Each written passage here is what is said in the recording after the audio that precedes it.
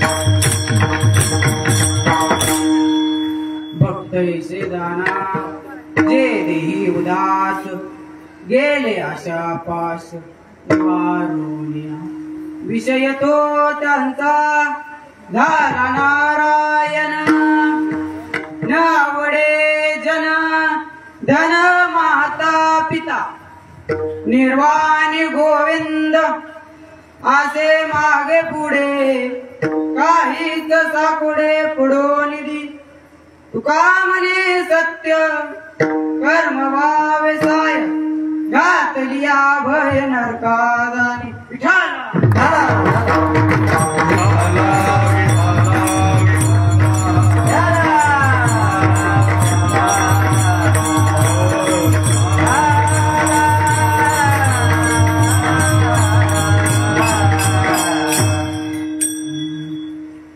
महायुग पिढे तटे मराठ्या परम काय मागचे तिष्ठम आनंद कंदम परभं लिंगम भजे पांडुरंग मारुत मागमान पांडुरंग मारुत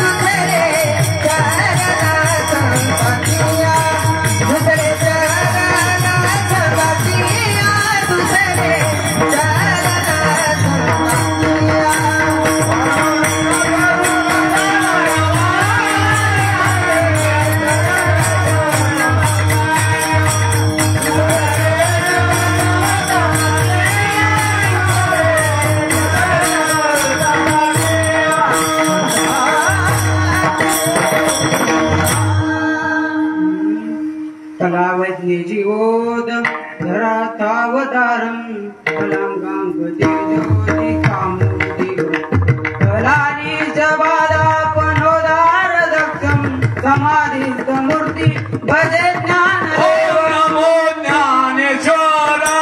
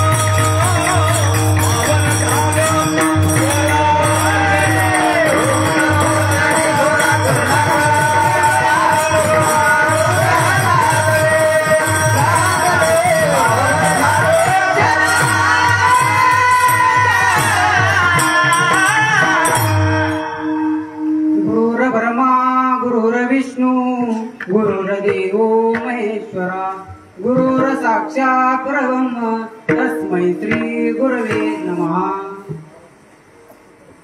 प्रसूत प्राप्त प्रसंगी कीर्तन रूपी सेवे करता निवडलेला अभंग जगतवंदनी जगद्गुरु तुकोबाराय यांचा असून या अभंगातून जगद्गुरु तुकोबाराय आपल्याला भक्ताची ओळख करून देतात आणि भक्ताचे लक्षण सांगतात। विठाला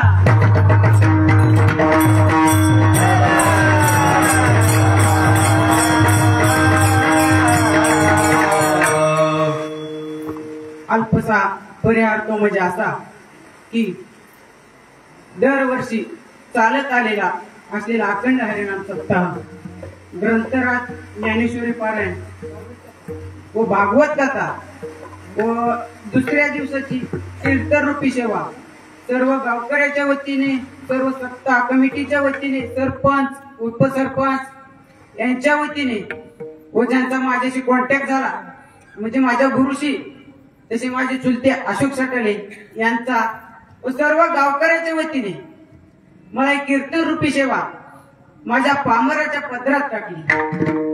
मी सर्वांचे धन्यवाद मानतो व माझ्या कीर्तन रूपी सेवेला मी पूर्ण विराम देतो का सुरू करू? काय करू? सुरू करतो। विठा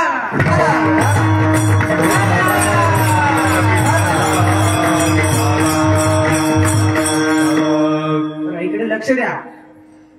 भक्तैष दाना जे देही उदास गेले अशा पाश निवारुनिया विषय तो त्यांचा झाला नारायण नावडे जनधन माता पिता। प्रसूत प्राप्त प्रसंगी वास्तविक पहा, आपण जर विचार केला तर समाजामध्ये 3 प्रकारची माणसं पाहायला मिळतात। काही सत्यगुणी, काही रजगुणी तर काही तमगुणी। महाराज म्हणतात प्रकारचे 3 तुका म्हणे केले जन, पण तुळशीदासजी महाराज म्हणताना विचार केला तर समाजामध्ये 9 प्रकारची माणसं पाहायला मिळतात। ती कशी ऐका, मासी, काक, बक, उलूक, दारूक ऐसे सब लोग विचार के शुक्र, मयूर, हंस अशी 9 प्रकारची माणसं समाजामध्ये पाहायला मिळतात। काही पोपटाच्या जातीचे। पोपट म्हटलं की तुम्ही त्याला जेवढं शिकवाल तेवढंच बोलणार ही पोपटाची जा पडविले तैसे पडव जाणे पुषा, यालाच म्हणायचं पोपट. कसं तर पटवून देऊ का तुम्हाला? तर ऐका. एका ग्राहकाने एक पोपट बाजारात विकण्याकरिता आणला होता व त्या पोपटाला एवढं शिकवलं होतं की यात काय संशय, एवढं शिकवलं होतं यात काय संशय. व या ग्राहकाने पोपट बाजारात विकण्याकरिता आणला व पोपटाला ग्राहक लागला. व ग्राहक म्हणाला, पोपट विकायचा का? अहो मालकाच्या अगोदर काय बघताव, पोपटच म्हणतो यात काय संशय. ग्राहकाला वाटले, अरे काय विद्वान पोपट आहे. म्हटल्या बरोबर काय आहे पोपटाची किंमत? अहो मालक म्हणला 10,000 रुपये. तेवढ्यात पोपटच काय म्हणतो यात काय संशय. यात काय संशय म्हणतो. ग्राहकाला वाटतं अरे विद्वान पोपट आहे. म्हटल्या बरोबर तो 10,000 रुपये काढतो. अशा काय 100च्या नोटा काढतो का? 500च्या काढतो मोजून आणि देतो. पोपट विकत घेतो आणि घरी आणतो. आणि घरी आणल्याबरोबर जाहिरात करतो की आमच्याकडे एक विद्वान पोपट आहे. मग त्याला कोणी कोणताही प्रश्न विचारा, मग अचूक उत्तर द्या. प्रश्न करण्याची गरज जमू लागली. अहो काय बघता, प्रश्न करते, अनेक प्रश्न करतात. प्रश्न कसे करतात? मला नोकरी लागेल का? तेवढ्यात पोपटच म्हणतो यात काय संशय. अहो एक जण तर येतो कुणासारखा, असं ज्याचं लग्न जमलं नाही का ते येतो, काय म्हणतो मला बायको मिळेल का? यात काय संशय. असाच एका विद्वानाने विचार केला. अरे 2-4 दिवस झाले आपण या पोपटाचं निरीक्षण केलं. कोणताही प्रश्न विचारला तर त्या पोपटा प्रश्नाचं उत्तर एकच देतोय. मात्र काय म्हणतो एकच उत्तर यात काय संशय. मग तो मालकाजवळ जातो पोपटाच्या आणि म्हणतो, अहो किती दिवस झालं मी या पोपटाचं निरीक्षण केलं. 2-3 दिवस झाले मी या पोपटाचे निरीक्षण केलं. तर कोणताही प्रश्न विचारला तर त्याचं उत्तर मात्र तो पोपट एकच देतो यात काय संशय. मला वाटतंय या पोपट्याला याच्याशिवाय दुसरं काही येत नसावं. अहो तेवढे त्या पोपट्याने शांत बसाव का? लगेच पोपट म्हणतोय यात काय संशय. यात काय संशय. तसं तू कोबर आहे मात्र जसं शिकवलंय तेवढंच बोलणार. आणि तुम्हाला पटलं का दृष्टांत? नाही पटलं तर सासू सुनाचा ऐका. आता सासू सुनाचा सांगतो, कारण की तुम्हाला आता नवीन चव लागली. जसं भाजीला आता नवीन मसाले निघाले तसं तुम्हाला मसाल्याची चव लागली. आता ऐका नवीन दृष्टांत. असंच एका पोरीचं लग्न झालं होतं. असंच एका नवीन पोरीचं लग्न झालं होतं आणि ती गेली सासरवाडीला.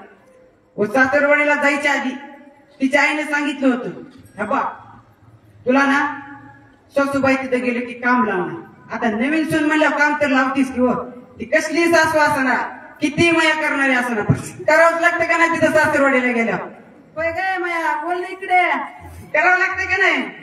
हा तसं गेली. मग तिथं गेल्यावर तिला काम लावलं.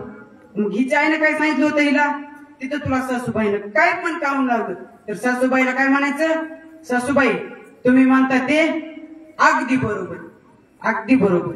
मग असे जी जाती. मग हिचं लग्न झालेलं. मग गेली की मग सासूबाईने हिला चहा करायला लावते. व ही जाती स्वयंपाक खोलीमध्ये व चहा करून आणते आणि सासूबाईला देते. आणि सासूबाई म्हणते, अगं सुनबाई इकडे जवळ घेते सुनबाईला आणि म्हणते, अगं या सासू या चहामध्ये ना पत्ती जरा जास्तच झाली. आता सासूबाई म्हणजे काय 2-3 दिवस जरा चांगलं लाडच करते. हा नवीन सुनेचा करते का नाही, करते का नाही बोला की माय. इकडे बोला, इकडे मी करला का मी भाषा करवलं का. हा इकडे लक्ष द्या. मग तिथं काम लागतं. मग ही म्हणते सासूबाई सुनबाई या चहामध्ये ना जरा साखर जास्त झाली. मग असं नाही असं कर. तेवढ्या सुनबाई म्हणते, सासूबाई तुम्ही म्हणता ते अगदी बरोबर. मग असं 2-3 दिवसानं मी भाजी करून आणते. व हिच्या पण भाजीमध्ये मीठ जरा जास्तच होतं. सासूबाई म्हणते, अगं सुनबाई तुला त्या दिवशी म्हणले होते ना मी चहामध्ये जरा पत्ती जास्तच झाले, आणि आज ग भाजीमध्ये मीठ टाकून जास्त झाले. असं नाही, असं कर. तेवढ्या सुनबाई म्हणते सासूबाई तुम्ही म्हणता ते अगदी बरोबर. मग असेच 5-6 महिने होतात आणि त्या सासूबाईला काय म्हणतो दुखायला लागतं की हो. अशी बाजार पडून असते, तिचं खाणं पिणं बाकीचं समजा तिचं तिथंच करावं लागते, बाजारच बसून. काय म्हणतात समजा बाजारच बसून करावं लागते. मग एके दिवशी अशीच सुनबाईला हाक मारते सासूबाई, अगं इकडे ये सुनबाई.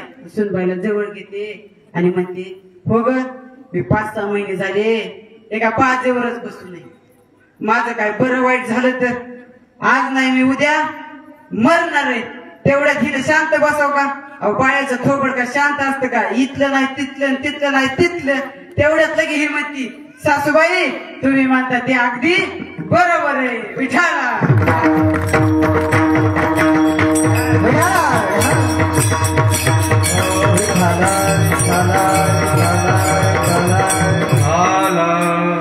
म्हणून तू कोबाराय म्हणतात की बाबा जसं जेवढं शिकवलंय तेवढंच बोलणार ही पोपटाची जात.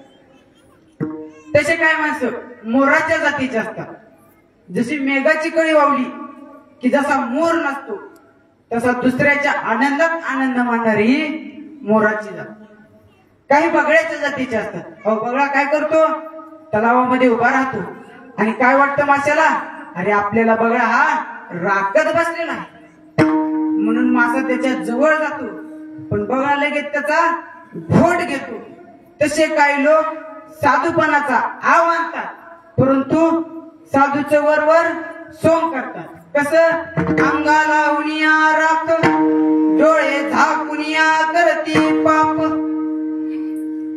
तसे काही कावळ्याच्या जातीची.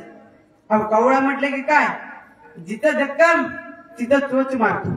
2 भावाचं चांगलं चाललं की तिसरा येणारच. अहो कसं सांगू का आता नवीन 2 जोडपीचं लग्न झालं आणि भावाभावाचं लग्न झालं आणि त्यांना सुना असत्या. आता दोन्ही सुना म्हणले की मध्ये कोणतरी पेटून द्यायला असतेच का नाही, असतेच का नाही. तसं ते पेटून देतात मग त्याला म्हणतात कावळ्याची जात. तर तसे काही घुबड्याच्या जातीचे लोक असतात. घुबड म्हटलं की जसे काही लोक घुबड्याला आणि देवाला काही लोक मानतच नाहीत तसं काही जे दिसतं ते सत्य असं म्हटलं तर तारे मला विद्वत्व दिसत नाही पण विद्वत्व प्रभाव केला की भगवान परमात्मा सुद्धा दिसतो. कसं तर अज्ञान प्रगट करायचं तयार होतं आणि जर अज्ञान जर प्रगट केलं नाही तर फजिती झाल्याशिवाय राहत नाही. याच्याबद्दल एक दृष्टांत सांगतो, थोडं भजन करा. विठाला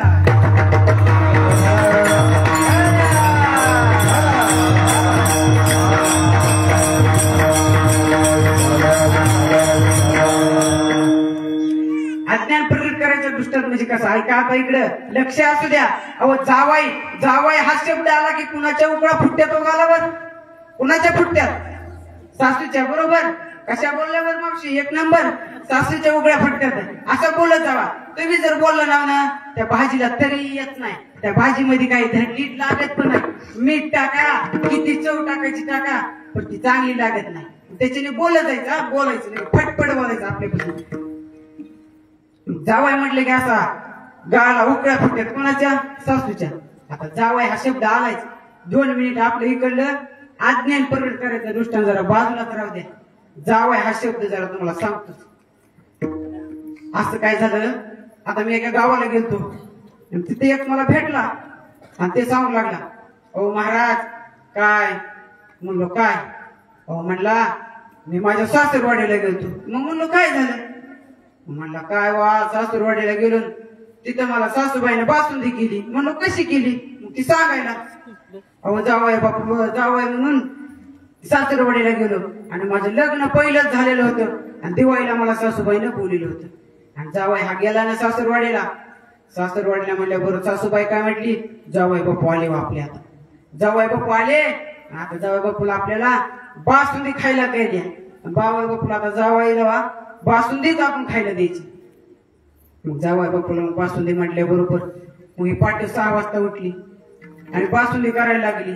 दूध आणलं असं बाहेरून खमखमीत बासुंदी करायला. अहो काय म्हणता त्याच्यामध्ये ते काय टाकतात बासुंदीमध्ये चव येण्यापाहिजे काय टाकतात इलायची पुन्हा बडीशेप ती टाकली त्याच्यामध्ये काय मग जावई बापूला अशी बासुंदी घड बासुंदी केली आणि त्या सासूबाईला काय झालं माहिती का सांगू का तिला जात शिकरण म्हणजे कळालं का शिकरण आमच्या इकडे त्याला बालाजीचा बेत म्हणतात बालाजीचा बेत श्रीखंड बालाजीचा बेत म्हणतात मग तिला झालेली ती सर्दी आणि हिला वाटलं आता बासुंदी चांगलीच झाली म्हणून ही बासुंदी चव घेण्यासाठी गेली ना आणि बघायला गेली काय हिचीच बासुंदी मध्ये पडली आणि मिक्स झाली हिचीच बासुंदी मध्ये पडली आणि मिक्स झाली अहो ती मिक्स होताना कुणी बघितली नेमका दरवाजा कडेला जावाई झोपलेला होता हो जावाई तिने बघितली आता नाईलाच होता त्याचा पाटे जेवायला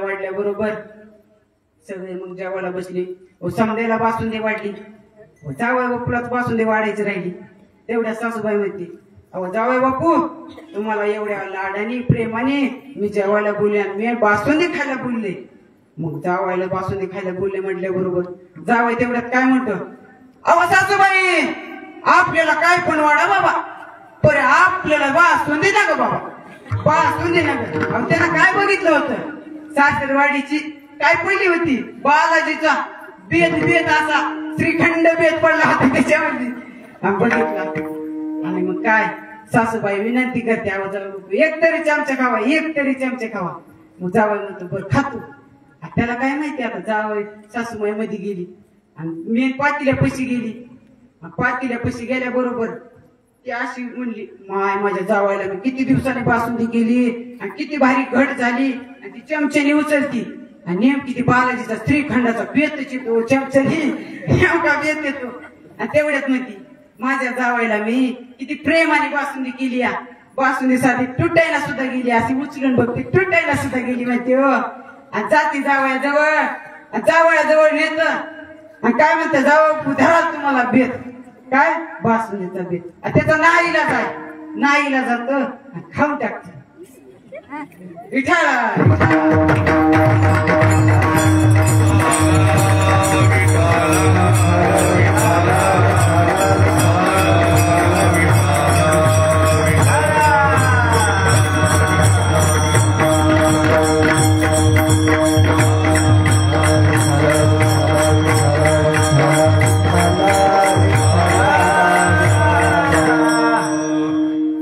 सासूबाईचं जावयावरलं प्रेम हाय का नाही तर कोण एखादी सासूबाई जावळ प्रेम करणारी हाय का नाही बरं नसू द्या जाऊ द्या आपल्या गावात सपाजून आता अज्ञान प्रकट करायचं म्हणजे कसं तर ऐका एक जावया बापू सासरवाडीला जातो व जावया बापू सासरवाडीला म्हटल्या बरोबर त्याचा थोडा ठाट असतो का जावया म्हणजे सासूबाईचा देवच असतो आताच ऐकलं आपण तसा जाऊ सासरवाडीला जातो व सासरवाडीला गेल्याबरोबर मच्छरदानी 10-5 लोकांच्या तानातानी सुरू होते पहिल्या काळातली मत अशी की म्हणतात नाकातील मोठी ठेवी घाण राखी जावयाचा मान काय पहिल्या काळात म्हणायचे काय पहिल्या काळात दुकाने असायचे काय पहिल्या काळातले ही असायचे नाव आताची बघायला तर मेथी आणि प्रीती माझ्या आताची असली नाव काय पहिला उकाना असायचा आता घेऊच का उकाना आलोच माझ्या गावाला तर उकाना घेतल्याशिवाय कसा जाऊ मी जिथं जाय ना तिथं मी उकाना घेतो माझ्या गावात काय घेणार नाही तर ऐका उकाना लक्ष देऊन ऐका आधी केली काशी मग केलं पैठणच्या माथ्यावर पंढरपूरला जायची आवड पंढरपूरचा विठ्ठल जोडायची पाहूया हवा पुढे आला काहीकडे मारायचं मठ काहीकडे मारायचं मठाला घालतो पुढे आला वाकडीचा वडा वाकडीच्या वड्याला सोन्याची हलकी पुढे आली मुक्ताबाईच्या पालखीला सोन्याचा तुर्रा पुढे आला गोपापुरा जनाबाईचा खेळ आता झाले आळंदीला जायची वेळ आळंदीत थर सदू करतो मी सेवा पत्नी म्हणते माहूरला जावा माहूरची साडी आवण्या नांगण्याची पवडी घाय परळीला येणं केलं परळीचा देव शिवरात्रीला बघा पत्नी म्हणते काशीला जावा आधी केले 4 धाम पुन्हा केली काशी नंद त्रिंबकेपाशी जाऊ एक मुक्कामवर राहू हवा ललिताची पाऊ शिर्डी साईबाबाला जाऊ शिर्डी साईबाबाचा धनुष्यवान मुंबईमध्ये मांबादेवी छान आणि मुंबईमध्ये भरली मंत्र्याची सभा अव तडोईकर गावकराच्या मागे पंढरपूरचा विठ्ठल उभा विठ्ठला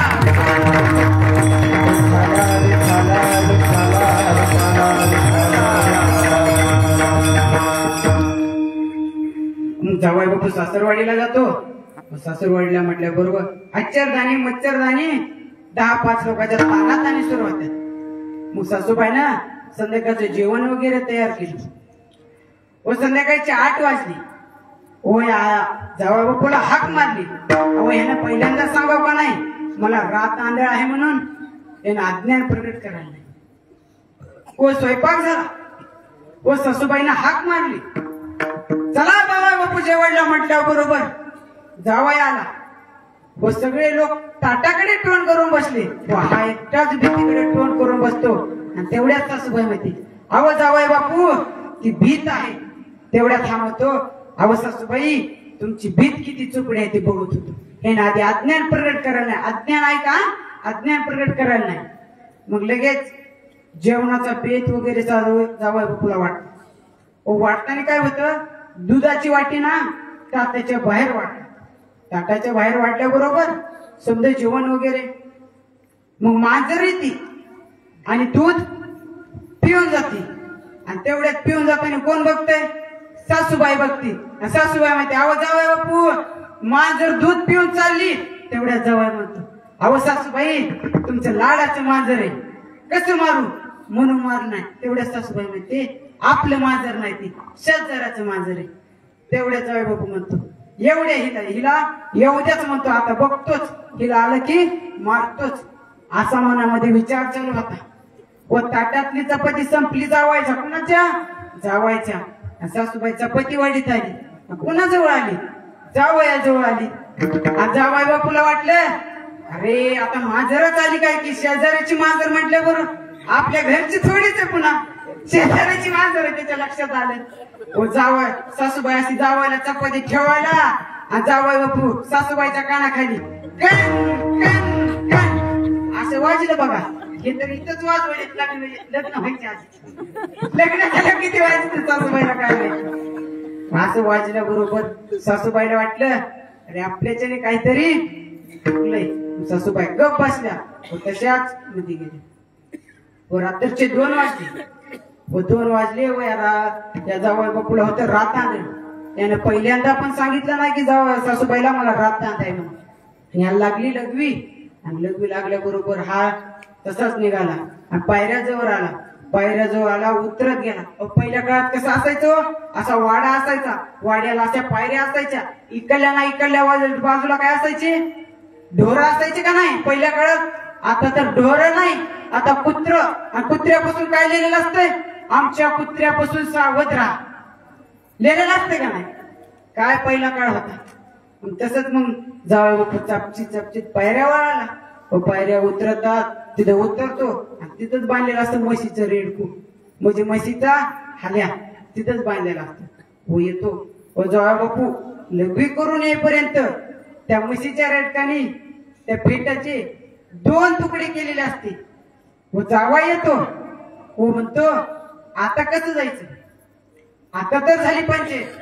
तसाच तो पायऱ्यावर चढतो व चापचित चापचित निघतो आणि पुरुषांच्या खोलीत घुसला जातो महिलांच्या खोलीत घुसतो. आणि त्यातलीच का सासूबाई दरवाजा कडेला झोपलेल्या असतात. अहो दरवाजा उघडला. सासूबाई जावं पुन्हा सासूबाईच्या अंगावर पहिला पाऊल टाकला. सासूबाई अशा ओरडल्या की चोर चोर म्हणून. असा त्या जावं पुन्हा चोप दिला म्हणताना असा कधीच जन्मामध्ये चोप दिला नव्हता. म्हणून मी नेहमी सांगत असतो की आधी अज्ञान प्रकट करायचं होतं. आणि जर अज्ञान जर प्रकट केलं नाही तर फजिती झाल्याशिवाय राहत नाही. विठाला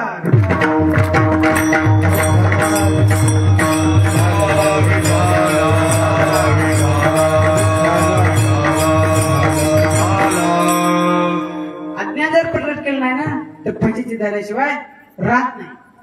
तसे काही लोक हंसाच्या जातीचे असतात. हंस म्हणलं की सार वेगळं व आसार वेगळं.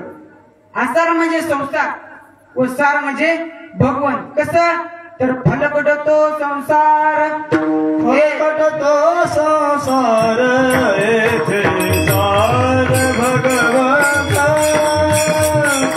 येथे सार भगवंत येथे सार भगवंत.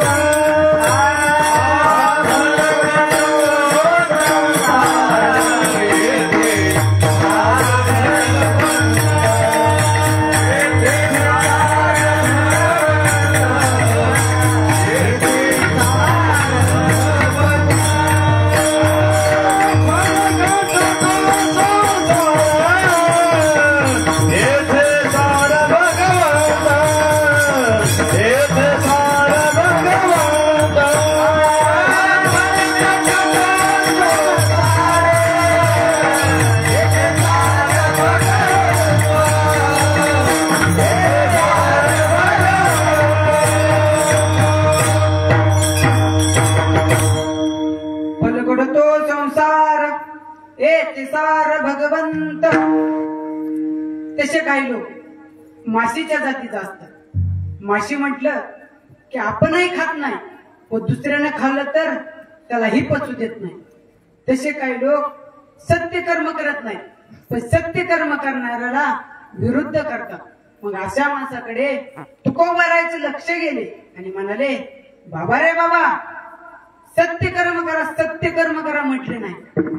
मग निदान सत्य कर्म करणाऱ्याला विरुद्ध तरी करू नका. आणि विरुद्ध गेला तर घातलिया भय नरका. घातलिया भय नरकाचा. घातलिया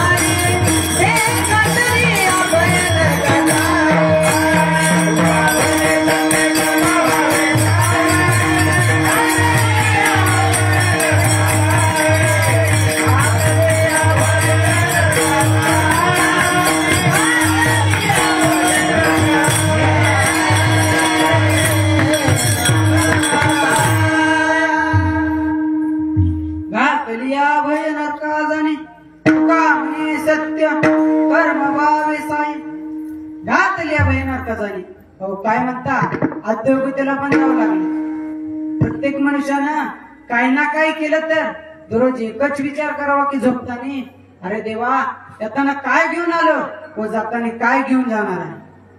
सर्वत्र वैभव ईश्वराचे अनुमात्र नाही, जीवाची उघडीची येणे अरे उघडीची जाणी.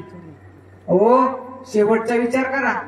पैसा बँकेत राहणार आहे, गाय गोट्यात राहणार आहे, मित्र शमशानापर्यंत येणार आहे, आणि आपल्यासोबत काय येणार आहे? फक्त सत्य कर्म. म्हणून तर म्हणतात ना, आराम के है सब संग, जब वक्त पड़ा तब कोई नहीं, मतलब है लोग सब दुनिया में किसी का कोई नहीं। जब टिकट मिला जाने का देश था शमशानों में, वहाँ जलाने वाले लाखों है लेकिन जलने वाला कोई नाही। अहो इथं पेटवण्याची गर्दी आहे पण पेटवावं लागतं एकट्याला, म्हणून पैसा बँकेत राहणार आहे, गाय गोट्यात राहणार आहे, पत्नी दारासमोर थांबणार आहे आणि मित्र शमशानापर्यंत येणार। आणि आपल्यासोबत काय येणार आहे? सत्यकर्म, फक्त सत्यकर्म येणार आहे। म्हणून तर महाराज म्हणतात ना, तुका म्हणे सत्य कर्म भावे साय घातलिया भय नरका जाई। एक जण असाच उठला आणि म्हणाला, महाराज आम्हाला कळालं, आम्ही आजपासून सत्य कर्म करणाऱ्याला विरुद्ध करणार नाही, उलट सत्य कर्म करणाऱ्याला सहकार्य करू। मग सत्य कर्म कोण करतात? मग सत्य कर्म भक्त करतात। मग ते भक्त ओळखायचे कसे? तेच अभंगाच्या प्रथम भक्ताईचे गाणं जे देई उदास, भक्ताईचे गाणं दान जे देई उदास,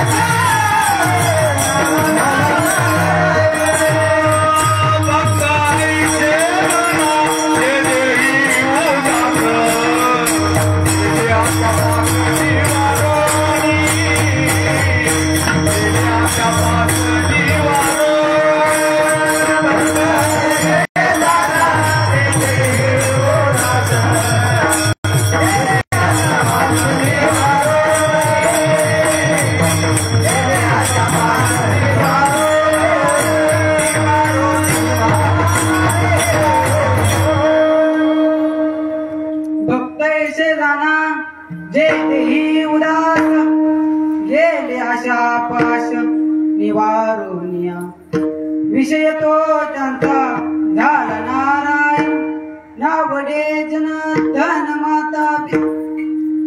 भक्त ऐसे जाना जे जे ते उदास। महाराज ही तर व्याख्या बरोबर आहे, पण जर एकदा घेतली आणि जर चढली तर 3-3 तास सुधीवर माणूस येत नाही। अहो तिकडला 3-3 तास येत नाही, पण बीड जिल्ह्यातला 1-2 दिवस पण सुधीवर येत नाही। बरोबर आहे का नाही? हा, आपला बीड जिल्हा म्हणजे आता ओळखून घ्या, सुधीवर येत नाही। तसं एक जण म्हणाला, महाराज 1-2 दिवस जर सुधीवर येत नाही, मग तुम्ही कसं म्हणाला भक्त ऐसे जाना जे देही उदास, त्याच्या पाया पडायचं का? त्याला पण महाराज म्हणायचं? मग महाराज म्हणतात तसं नाही र। मग कसं? भक्त ऐसे जाना जे देही उदास। बर महाराज तुम्ही म्हणता ना भक्त ऐसे जाना जे देही उदास, बर भक्त देवावर उदास असतात, याचं कारण काय? कारण की त्यांना ओळखून चुकलं आहे की देह नाशिवंत आहे, म्हणून ते देहावर उदास असतात। कसं? नाशिवंत देह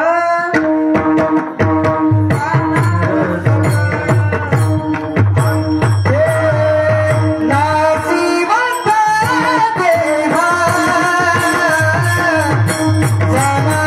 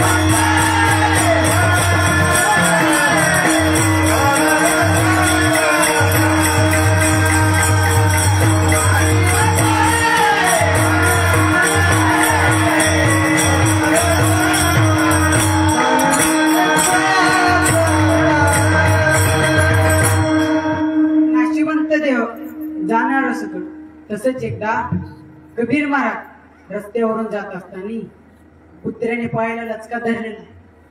कुत्र धरतय, सोडतय, रक्त बंबाळ पाय झाला, पण महाराज कुत्र्याला हाड देखील म्हणत नाही. ते रस्त्यावरच्या मुलाने बघितले आणि म्हणाले, अरे कोण महाराज आहे, साधा कुत्र्याला हाड देखील म्हणत नाही. मग ते साधू म्हणजे कबीर महाराज जवळ आले मुलाच्या, आणि तेव्हा मुलाने विचारलं, हो महाराज आपके पैर को कुत्ता काट रहा है. अहो तेव्हा कबीर महाराजने काय उत्तर दिलं, किती छान उत्तर दिलं तर ऐका. कबीर महाराज म्हणले, मुझे क्या लेने देना, ओ चमडी जाने और वो कुत्ता जाने. यालाच म्हणायचं भक्त. भक्त देवावर उदास असून चालतात का, तर रामायणामध्ये 1.7 सांगितले. कसे तर ऐका. भ्रांती माझे सत्य पास, अहम द्वारा पुत्र पास, सौजन्य द्रव्य पास.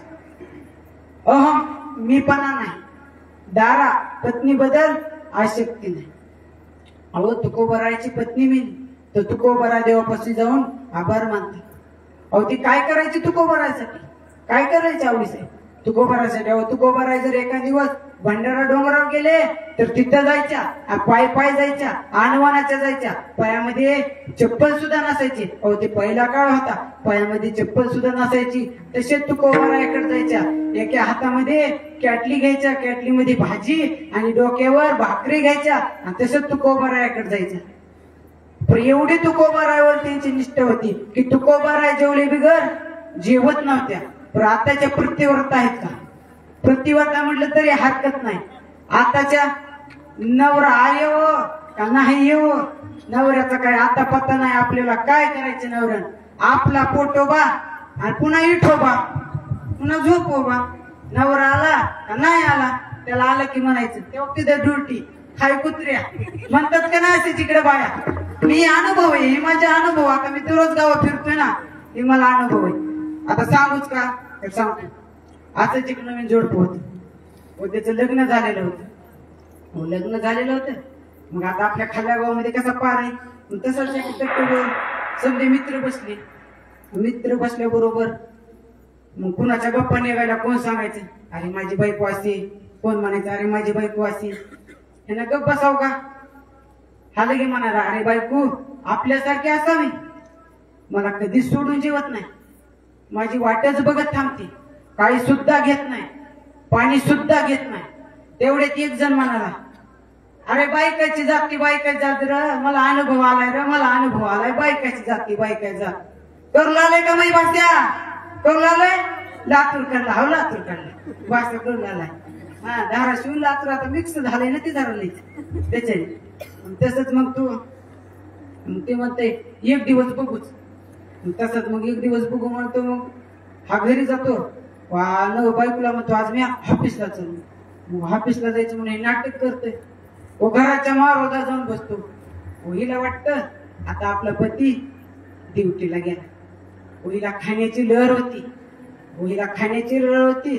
तेवढ्या दारावरती आवाज येतो, पेढे घ्या पेढे, कोणतलगिरीचे पेढे 100 रुपये किलो.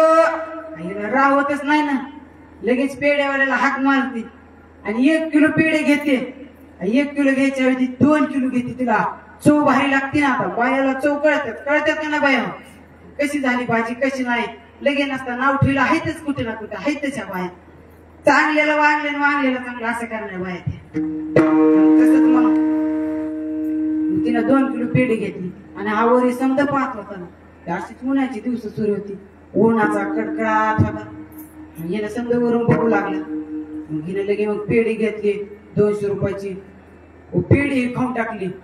मग लगेच दारावरती आवाज आला, ऊस घ्या ऊस, 5 रुपयाला 5 ऊस, बीड जिल्ह्याचा ऊस, 5 रुपयाला 5 ऊस, रुपयाची 1 ऊस. म्हटल्या बरोबर हिला राहूच नाही. लगेच पेढेवाल्याला हाक मारली. पेढेवाल्याकडून 5 किलो ऊस घेतली. ऊस घेतल्याबरोबर ऊस तर हे कष्ट करून टाक म्हणजे खाऊन टाकली. हा वरून समजा पाहतच होता. उन्हाचा दिवसभर तापलेला होता. हिला वाटलं आता आपला पती येते. मग हिने लगेच चौकशी सुरू केली. आणि हाला आल्याबरोबर आता उन्हाचा तापलेला होता आणि ह्याला राग काय, हा आपल्याला म्हणलेली कधीच मी तुम्हाला सोडून जेवत नाही. आणि ह्यानं तर समजा वरी बसून माळा समजा ह्याचा कार्यक्रम पाहिलेला होता. 2 किलो पेढे खाल्ले, 5 ऊस खाल्ले आणि हे दिवसभर तर आपल्याला होता काय बघता मस्त काय पायाला गेली नाही आल्याबरोबर पोट काढला फेकून दिला एक बूट एका कोपड्यात तर एक बूट एका कोपड्यात हा चिडलेला बाया कधी शांत बसत नाही काय ना काय बाहेर कुटाणा झालेला असला ना माणसाचा बाया घरी आता तुम्ही जर घरी गेला तर बाया कधी शांत बसतात का लगेच चिचतात काय झालं तसं छिन विचारलं अहो काय झालं तेवढ्या ती म्हणते कस काय झाला उशीर तेवढा हा म्हणतो का असं कसं केलं की म्हणते 200 रुपयाचे 2 किलो पेढे ही म्हणते घोस हा म्हणतो 5 रुपयाचे ऊस ऊस आताच्या प्रतिवर्त म्हणून तुको बरं म्हणतात तुका म्हणे प्रतिवर्ता तीच देवावरती सत्ता आणि जी खरी पतीची सेवा करते ना तिच्या अंगात वाटेल ते करायचं सामर्थ्य वाटेल ते करायचं सामर्थ्य दार पुत्राबद्दल आशक्ती असंच एकदा पुत्राबद्दल आशक्ती नाही असंच एकदा आपलं तुको गाडगे बाबाचं कीर्तन रंगात आलं होतं म्हणजे कसं गाडगे बाबा असं दर गावामध्ये जायचे स्वच्छता करायची एका हातामध्ये मडकं तर एका हातामध्ये झाडू असायचा व समजा गाव स्वच्छ करून गावच्या एशीच्या चौकात यायचे आणि काय करायचे रात्रच्याला नामाचा गजर करायचे नामाचा कोहस करायचे आणि सर्व गावाला असं जुळून हे करायचे तसंच एक दिवस गाडगे बाबाचं कीर्तन रंगात आलं होतं व एक गृहस्थ व्यक्ती आला तो म्हणाला महाराज एवढीच चूक कशी घ्या अहो काय झालंय तेवढं गाडगेबाबा म्हणतात अरे काय झालं अहो तुमचा एकुलता एक मुलगा मरण पावलाय तेवढ्यात गाडगेबाबा म्हणतात अरे ज्याचा जन्म आहे ना त्याचा मृत्यू निश्चित आहे पुत्राबद्दल ही आसक्ती नाही सौजन्याबद्दल ही आसक्ती नाही घराबद्दल ही आसक्ती नाही घराबद्दल ही आसक्ती नाही घराबद्दल ही आसक्ती नाही घराबद्दल आसक्ती नाही विठाला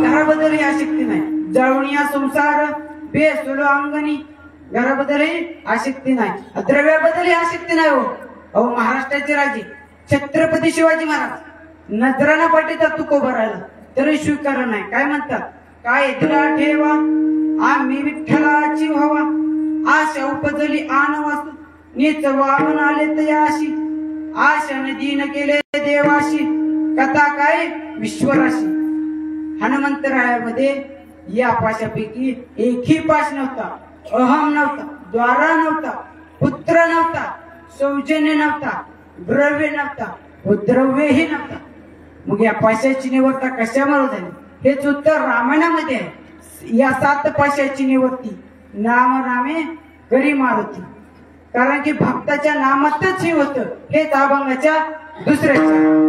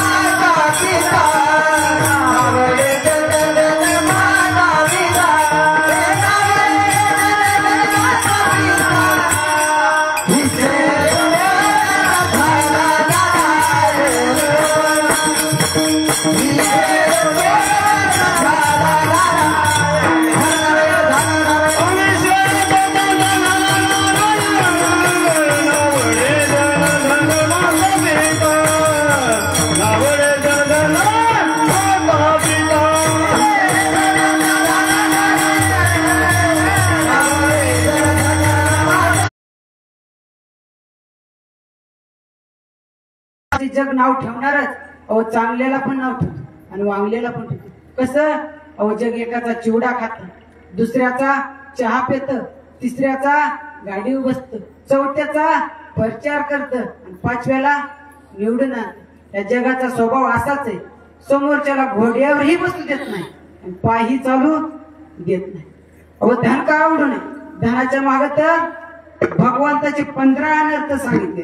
द्रव्याच्या मागे कळे काळाचा लाग, म्हणून या संग खोटा त्याचा. अहो धन एवढं वाईट आहे की धनासाठी लोक जीव द्यायला पण तयार आहे. आता त्याच्याबद्दल एक दृष्टांत सांगतो. थोडस भजन करा. विठ्ठला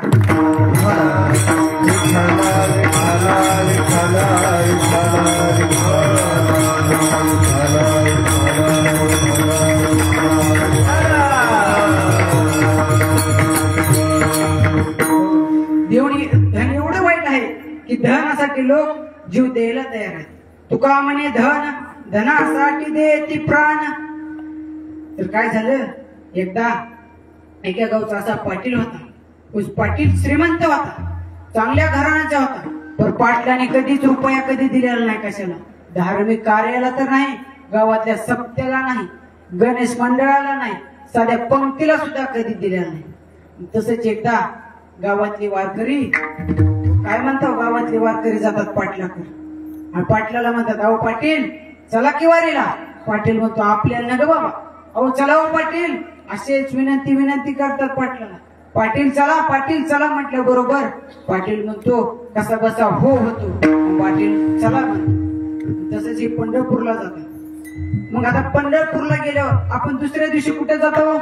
आंघोळीला कुठे जाता? चंद्रभागेला जाता. तसाच हा पाटील चंद्रभागेला गेला आणि चंद्रभागेला गेल्याबरोबर आंघोळ ते करून वरी आला आणि पायऱ्याजवळ कोण असतात उभं राहिलेलं? वरी आपण जाताना कोण असतंय?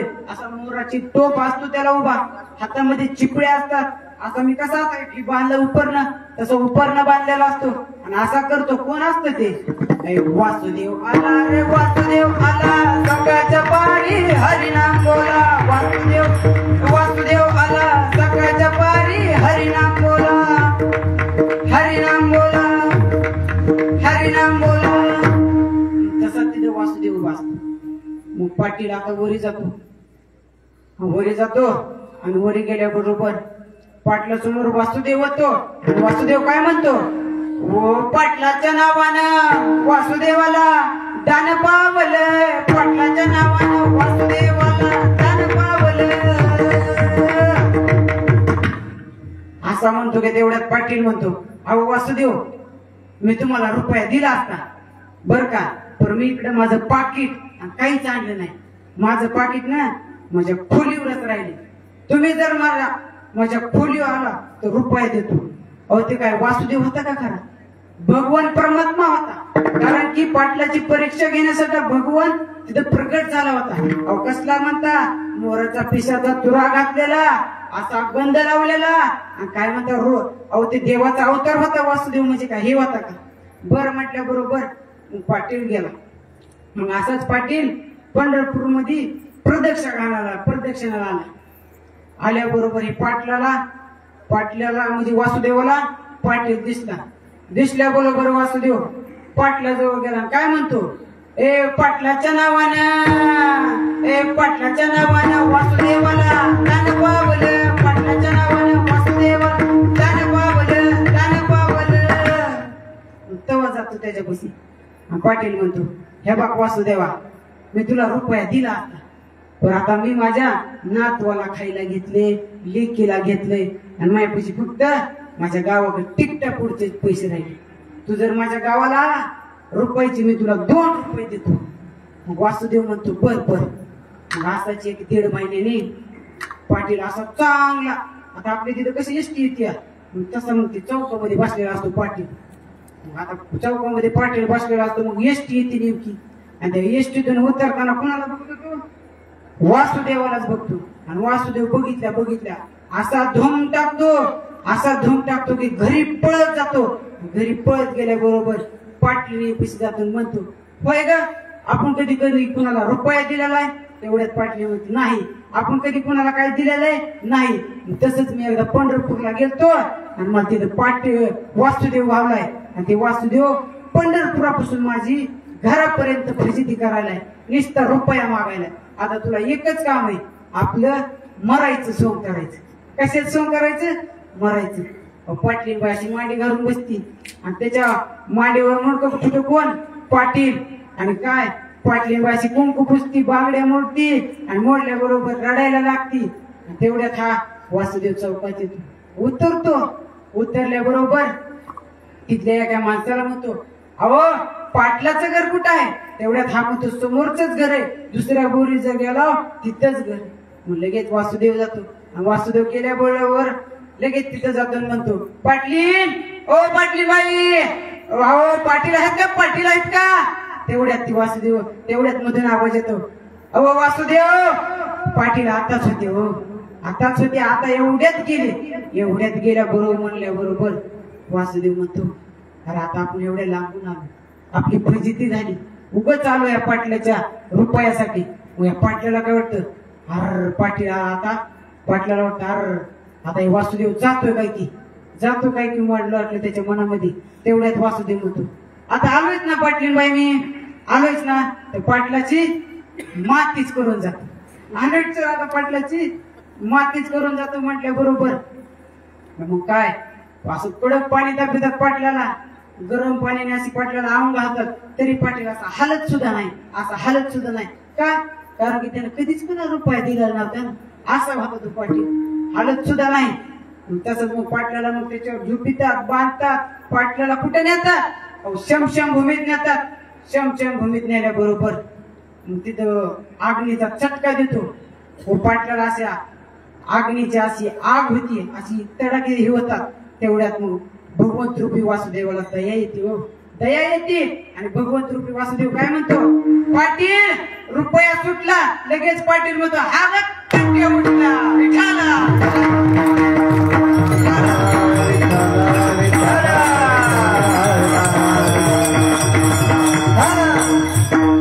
म्हणून धन आवडे, धन नावडे. तुका म्हणे धन धनासाठी देती प्राण, जन नावडे धन नावडे. ओ माता आणि पिता ना कावडे, ओ माता आणि पिता कावडू नाही.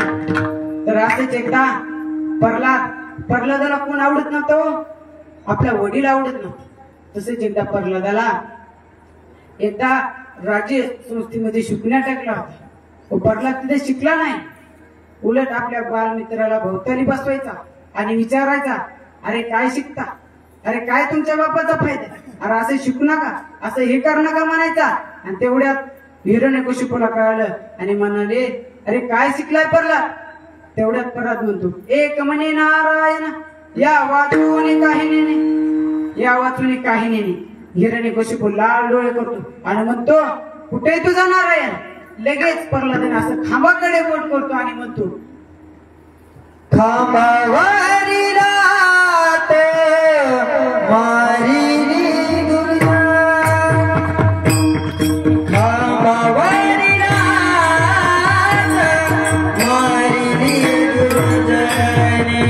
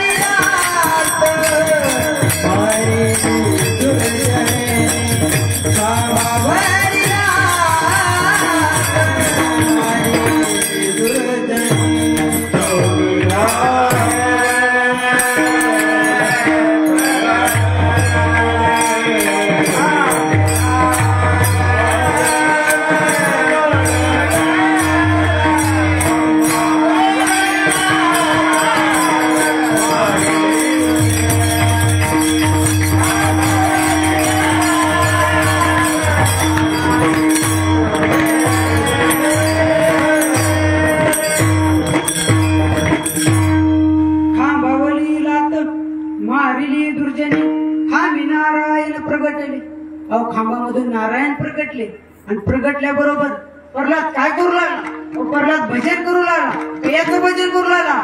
श्रीमत नारायण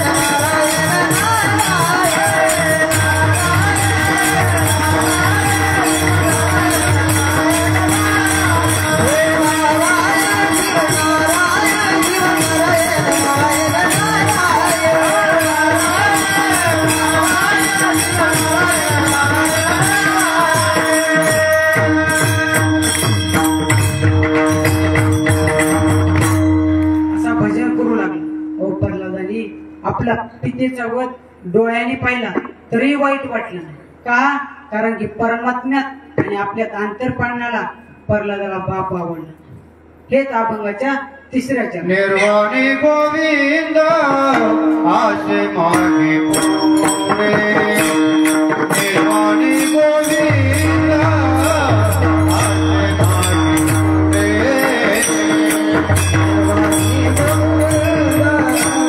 आशे मागे पुढे, निर्वाणी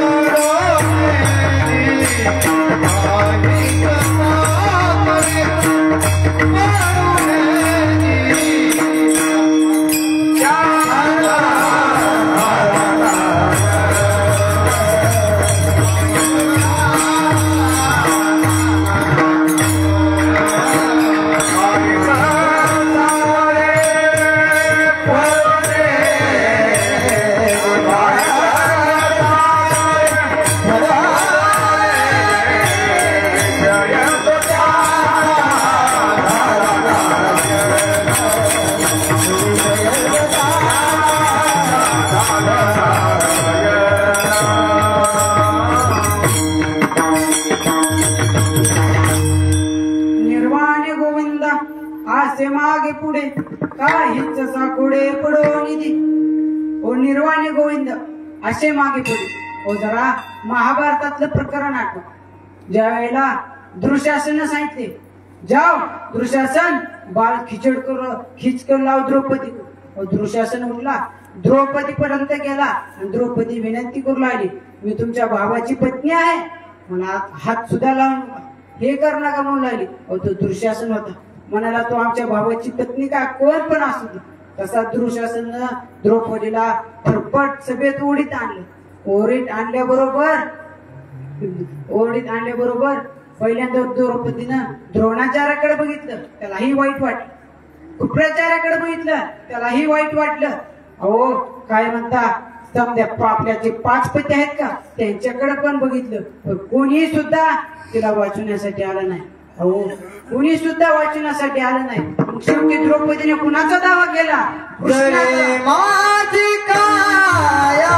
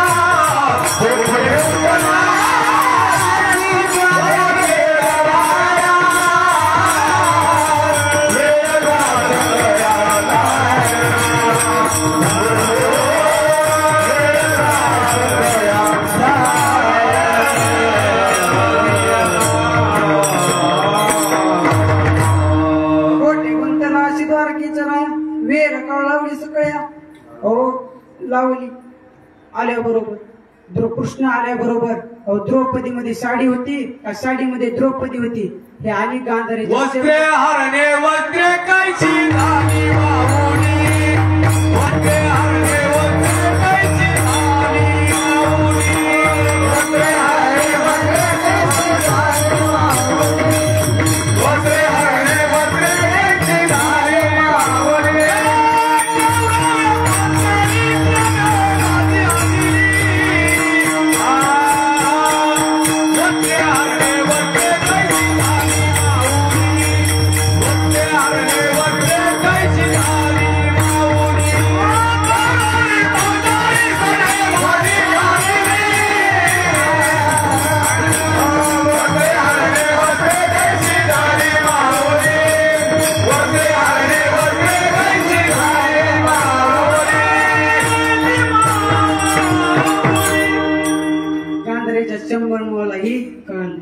आता आम्ही मगापासून वरडायला आता हे दोघं पकवायचे वाजवायले ते मगापासून म्हणायले आता इतर माझ्या आजोबाच्या वयाचे ते मगापासून म्हणायले 2 तास झाला आणि उभा तुम्ही टाळ्या पण सुद्धा वाजवा ना काही सुद्धा करा ना आता एकदा समजायने हातवरी करा वरी हात करा गावचा लांबचा नाही मी कुठला हातवरी करा जरा चांगलं तिकडे उभा राहिलेले चहा करायला तर हातवरी करा हातवरी समजायने एकदा हाताने भजन करायचं आणि मुखाने विठो बारक माय म्हणायचं हो बारक माय जय जय बारक